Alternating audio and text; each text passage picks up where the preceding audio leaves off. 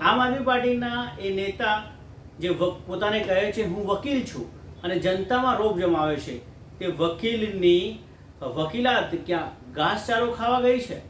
કેમ કે ચૈતર વસાવાને જે સજા પડી છે તેને લઈને કરશન બાપુના આ શબ્દો છે.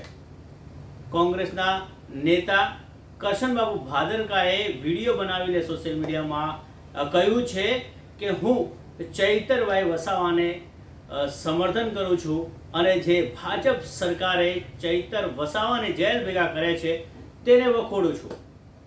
નમસ્કાર, તમે જોઈ રહ્યા છો ઇન્ડિયા વોઇસ અને હું છું અમિત પરમાર. ચૈતર વસાવાને જે વનકર્મીનો જે કેસનો મામલો હતો તેની અંદર તેમને દોષિત ઠેરવવામાં આવ્યા છે કોર્ટ દ્વારા અને 7 વર્ષની સજા ફટકારવામાં આવી છે.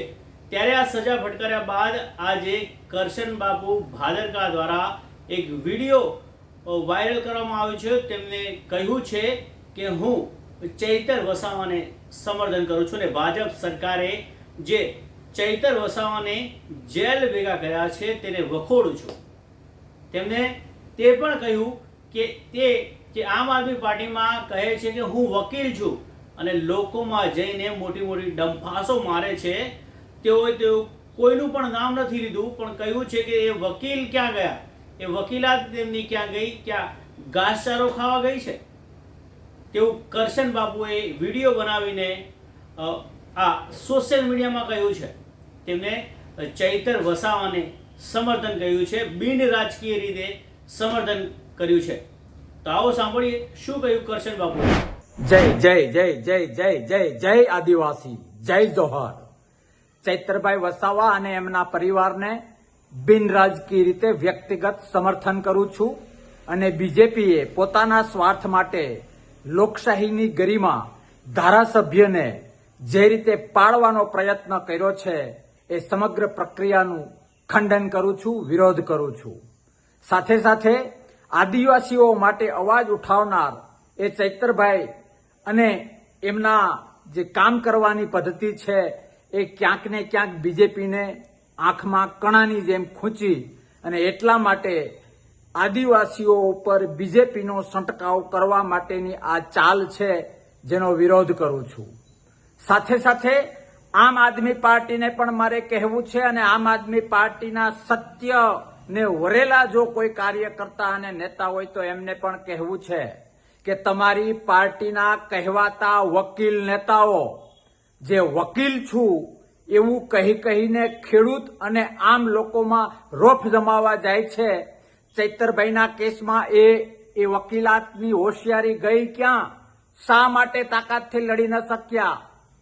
કે પછી ચૈતરભાઈનો પ્રકાશ પાર્ટીમાં એટલો વધતો તો એટલે કદ પ્રમાણે વેતરવાનું પ્લાન હતું ભાજપને મદદ કરવા માટે?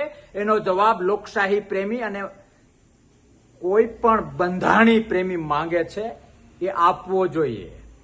વિશેષ કંઈ નથી કહેવું, પણ ધારાસભ્ય પદની ગરિમા જે લોકશાહીમાં હોવી જોઈએ એનું બીજેપીએ ખંડન કર્યું છે. આદિવાસી સમાજ ઉપર એક પ્રહાર કર્યો છે અને આમ આદમી પાર્ટીના આંતરિક દખાવો પણ ક્યાંક ને ક્યાંક પરોક્ષ રીતે બહાર આવી ગયા છે. જો હું વકીલાત અને હોશિયાર વકીલ તરીકેનો દાવો કરતો હોઉં તો મારી પાર્ટીના ધારાસભ્યને મારે બચાવવો એ મારો ધર્મ છે, મારો ફરજ છે, જે કહેવાતા વકીલ નેતાઓ ચૂક્યા છે. હું ચેતવું છું એવા દરેક આમ આદમી પાર્ટીના લોકશાહી પ્રેમી જો કોઈ ત્યાં બચ્યું હોય તો, કે પોતાના ચહેરાની ચમકમાં ચૈતરભાઈ વસાવા જેવા લોકોને પણ રાજકારણનો ભોગ બનીને જેલ હવાલે કરવામાં જો કોઈ પાછું ન પડતું હોય તો કાલ સવારે તમારા જ નેતાઓ તમારા પર શું કરશે એ વિચારવા જેવું છે, મંથન કરવા જેવું છે. ખેર, એ વાતોમાં નથી પડવું, પણ લોકશાહીના સિપાહી તરીકે ધારાસભ્ય પદની ગરિમા સમજું છું અને ફરીથી કહું છું કે ચૈતરભાઈ વસાવા અને એના પરિવાર સાથે વ્યક્તિગત બિન રાજકીય ખુલ્લું સમર્થન છે. શક્ય જે કંઈ હશે એ કરવા તૈયાર છું. જય આદિવાસી, જય જોહાર, જય હિન્દ, ભારત માતા કી જય. લોકશાહી છે, લોક એકતા જિંદાબાદ, લોક એકતા જિંદાબાદ, લોક એકતા જિંદાબાદ.